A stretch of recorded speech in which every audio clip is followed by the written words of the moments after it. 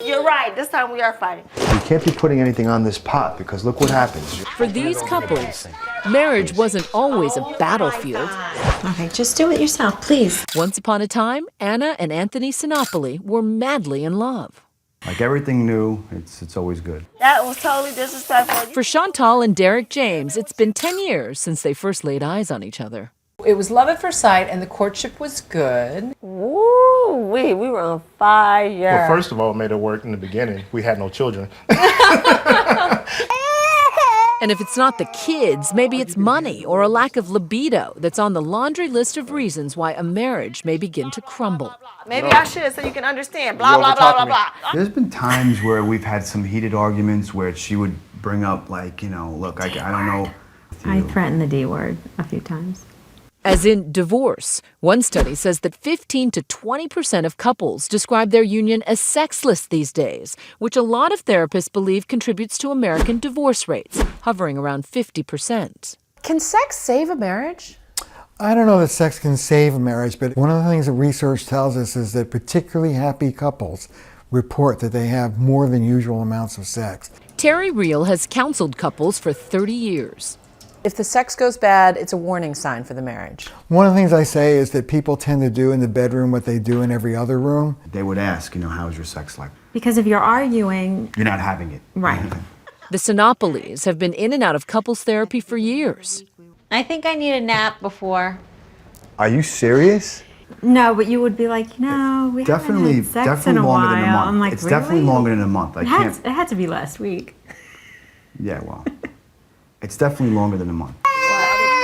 Mommy needs a break. So with tensions boiling over, these clashing couples agreed to try something new and radical, a kind of couples therapy challenge.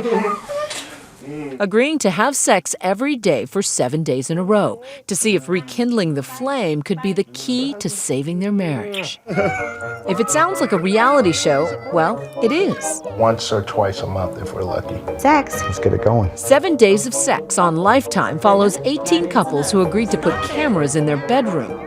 I don't keep track of how often we do or don't. It's not often enough, let's just say that. And they learn all kinds of interesting things, like wooing your wife is not as easy as wooing a new girlfriend. Come on, sweetheart. What can I do for you? What can I get for you? You could start by giving me a 10-minute break. Get out right now. Chantal complains of being exhausted by having to take care of 3 kids full time. Oh, no, life is hard, huh? But I don't think sometimes he doesn't understand how serious that is for me. No more for you.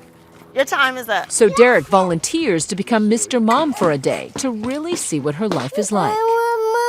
I know you do, but we are going to have fun, okay? But was it eye-opening for you? I mean, did it open your eyes to how hard your wife everybody works? had different needs. But you learned to appreciate how much your wife does. Yes, definitely. Yeah. Yeah, it's a job. Which brings us to another lesson. What do women really want? As Aretha told us long ago, romance is not good without respect. Here's to us, sweetheart.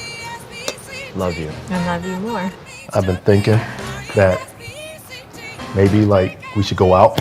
Why is it important that he became daddy for a day? So he could get a sense of what in the world this was all about. Talk about a role reversal. Right. I think that's the most romantic thing that probably happened between the two of them. Go ahead. That's all. Get busy.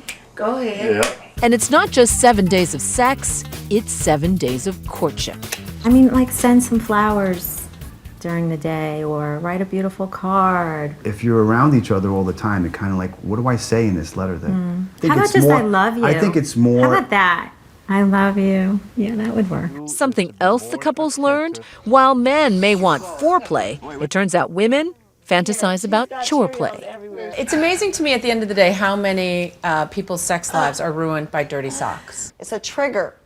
That's what that is. I'm not the maid. Don't treat me like the maid. And if the women want them to pick it up, the men want their wives to spice it up. So Chantal hires a lap dancing coach. These people are really trying. I was like, hey, I do have that lingerie. Hey, I can feel like that. Hey, I can do this. I can do that. There is something about reawakening their loverhood, their sense of being lovers together, which reminds people what they're doing there. The couple's future is still unclear, but love, it seems, may have been there all along. It's just a matter of finding it. Again, for Nightline, I'm Juju Chang in Burbank, California.